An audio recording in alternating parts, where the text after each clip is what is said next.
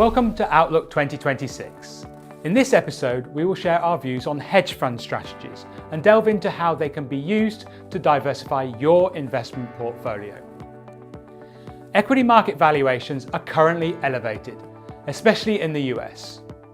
We believe that this will lead to larger than normal swings in sentiment, both positive and negative. And as such, it's important to consider diversification beyond traditional assets. This strategy is further supported by the fact that cross-asset correlations are low, increasing the benefit of owning a portfolio that is well diversified across asset classes. Hedge fund strategies are a critical piece of a well-diversified Foundation Plus portfolio.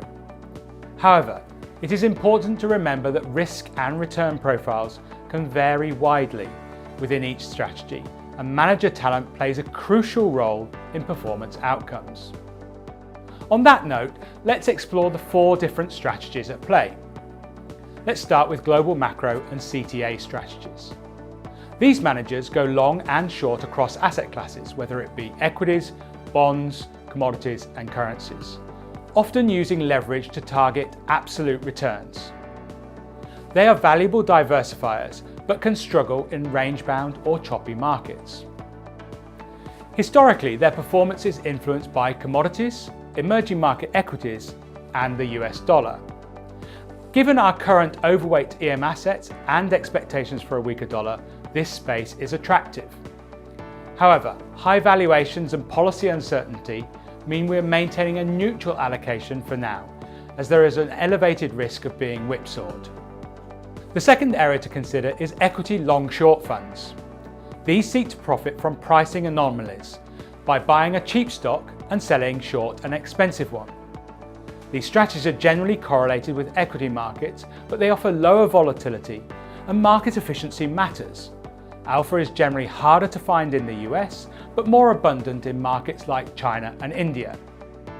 That said, the low correlation between US sectors means that even in the US today, good opportunities are presenting themselves. Add to this our overweight to equities, and we are constructive on the outlook for equity long-short strategies in 2026. The third area is event-driven, which focuses on corporate actions like mergers and acquisitions or distressed situations. Key drivers include broad equity market strength, tighter credit spreads, and rising cross-asset correlations.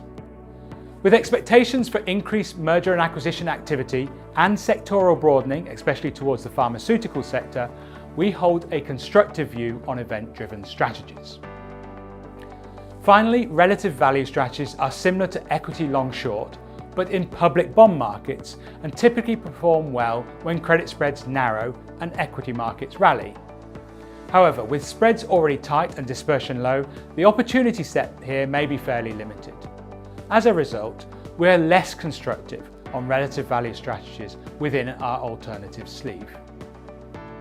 In summary, hedge fund strategies remain a vital part of our diversified approach. While I have covered the macro drivers, manager selection and strategy differentiation are key to capturing the benefits they can offer. Therefore, please consult with your investment advisor before making any investment in this area to ensure that the product and strategy is suitable for you. Thank you for your time. Please tune in for more Outlook 2026 videos to help you navigate your wealth journey with clarity amid global shifting currents.